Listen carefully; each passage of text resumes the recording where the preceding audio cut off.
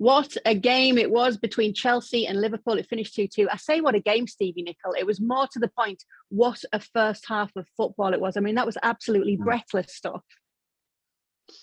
Yeah, I mean, it was a little hear 'em, scare 'em. There were some times in the game where you could see neither team was in full control of the ball. They were just trying to do everything so fast and so quickly. But at the same time, it made for a spectacle. I mean, you talk about chances, you talk about goals. I mean, ebbing and flowing doesn't do it justice. At 2-0, I'm sat here very comfortable. And then, 3 minutes later, it was 2-2. Now, you could say that Chelsea deserved to get back because as a football team, they were the best side in the first half. But Liverpool on the break were pretty devastating. Did score a couple and could have had more. But Chelsea, they passed the ball around. They never stopped. They never gave up. They never let their heads go down. And of course, it always helps when somebody pops up with a worldie. This time it was Kovacic, which he will never do again.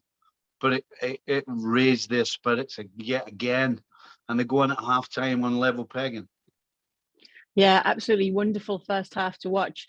Let's get back to the game in a minute. I just want to touch on the Lukaku point. We found out, obviously, before the game that he wasn't even in the squad. Thomas Tuchel explained his reasons. He said it was a difficult decision, but he felt it was the right one. Do you think it was? I think so. I think because of the performance that the team put in, tells you that they did prepare well, because Tuchel's reasoning was that he wanted to prepare properly for the game, and that's why he took Tuchel out. So, Lukaku out. So I think from that point of view, it worked. Would he have come up with a goal? You never know. But I think sometimes as a manager, you have to make decisions that will be good for the team long term, as opposed to what's right in front of your face. And I think he got away with it today. As I said, you could argue all day long that Lukaku might have won them the game, but at the same time, you can't question the commitment, the attitude, and clearly the preparation of Chelsea for this game. Let's go through a couple of Liverpool's goals then, starting with Sadio Mane's goal after 9 without scoring. Jurgen Klopp actually said he'd had one of his analysts show him moments in those games where he proves key without his goals. Do those things help a player when it comes to confidence issues, and what will that mean to him to get that goal? Well, I think to get the goal changes everything. You know, your mind just opens up again. You know, when you go on a streak of not only not scoring, but sometimes not even hitting the target, then everything becomes a lot harder. You know, you try to do everything so quickly that you end up making a mess of it. When you score a goal as a striker after a drought, everything does the opposite. Your brain opens up, everything looks clearer, the game slows down. So that's what will happen for Sadio Mane now. But as you said, took the goal well, going around the goalkeeper and putting it into an empty net. So yeah, great news for him. Should he have been on the pitch though at that point? I will say that had he got a red card, it would have been very difficult to argue against it. You know, the truth is, you know, the commentary team said they didn't get an elbow in his face, but he got a forearm in his face.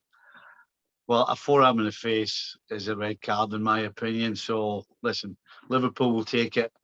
I'm pretty sure there was no malice in it. I'm pretty sure that is not what he intended, but that's what happened. And so I think he's lucky that he stayed on the field. Yeah, what a goal from Mo Salah as well. Yeah, again, it's the awareness and the understanding of the situation.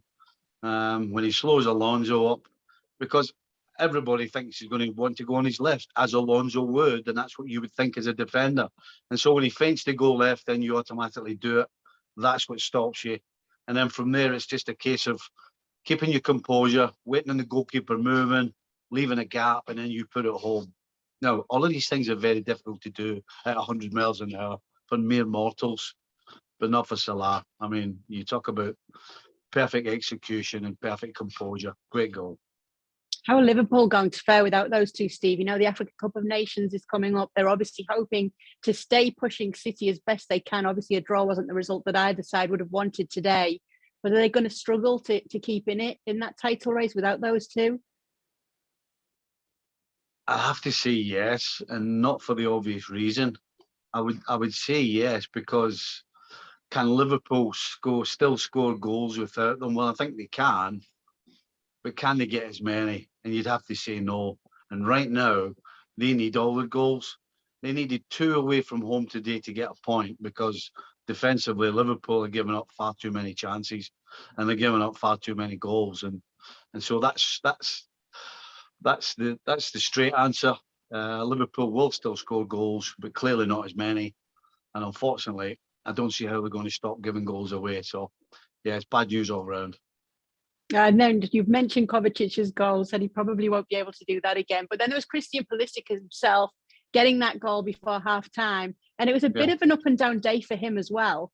Well, Christian's very direct and he does everything at pace. And so when you're doing everything at such a pace, if you get one little bit of the technique wrong, then it looks worse.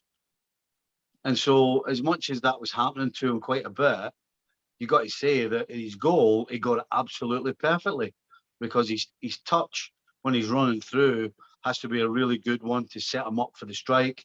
And then, of course, the strike, the way he's manipulated his body, he's opened up his left peg and he's pushed through the ball. He hasn't blasted it. He hasn't panicked. So, I mean, huge credit for his goal. And I'd be remiss if I didn't mention both goalkeepers on either side today who really did their part, didn't they? Yeah, well, just to finish off on Chelsea, you talked about how Liverpool going to miss Salah and Mane.